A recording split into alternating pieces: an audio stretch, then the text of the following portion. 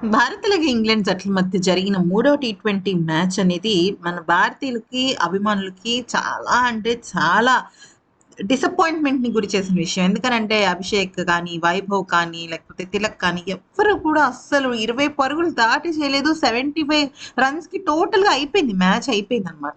So, ఈ నేపథ్యంలో భారత జట్టుకి ఇది చాలా పెద్ద ఎదురు దెబ్బనే చెప్పాలి. కానీ విచిత్రం ఏంటంటే ధోని బర్త్‌డే రోజున ఎంఎస్ ధోని తను భారత్ అలాగే ఇంగ్లాండ్ జట్ల మధ్య జరుగుతున్న మ్యాచ్‌కి వచ్చి అక్కడ చాలా సేపు మ్యాచ్ చూస్తూ ఎంజాయ్ చేశాడు.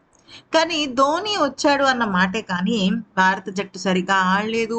ఆల్ ఔట్ అయిపోయింది. అలాగే వైభవ్ సూర్యవంశీ అంటే ఎంఎస్ ధోనికి, విరాట్ కోహ్లీకి, రోహిత్ శర్మ వీళ్ళందరికీ కూడా చాలా స్పెషల్. ఎందుకనంటే ఐపీఎల్ హీరో అయిపోయాడు కదా వైభవ్ సూర్యవంశీ. అలాంటి వైభవ్ సూర్యవంశీ గేమ్ కోసం వచ్చాడు కానీ అది జరగలేదు. కానీ ఒక విచిత్రం జరిగింది. వైభవ్ సూర్యవంశీ ఎంఎస్ ధోని మ్యాచ్ అయిపోయిన తర్వాత ఆటగాళ్ళందరితో మాట్లాడుతున్న సమయంలో తాను కూడా అక్కడికి వెళ్ళి చాలాసేపు అక్కడున్న ఎంఎస్ ధోనితో ముచ్చటిచ్చిన తర్వాత కాళ్ళకి నమస్కారం చేశాడు. అయితే ఇదేం ఫస్ట్ టైం కాదు.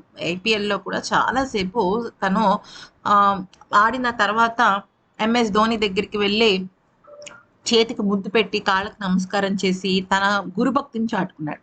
కానీ ఇప్పుడు విశేషం ఏంటంటే ఎప్పుడైతే ఎంఎస్ ధోని కాళ్ళకి నమస్కరించాడో ఇమీడియట్‌గా ఎంఎస్ ధోని "నువ్వు ఖచ్చితంగా చాలా బాగా ఆడాల్సిన సమయం అయితే వచ్చింది.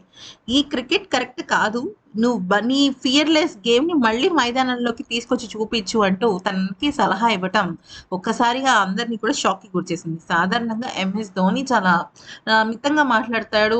ఏదైనా సరే సలహాలు ఇస్తాడు. అది కూడా అడిగితే ఇస్తాడు. కానీ ఫస్ట్ టైమ్ వైభవ్ సూర్యవంశీకి అడగకుండానే సలహా ఇవ్వడం జరిగింది. మరి ఈ వీడియో గనుక నచ్చితే లైక్ చేసి సబ్స్క్రైబ్ చేసుకోండి.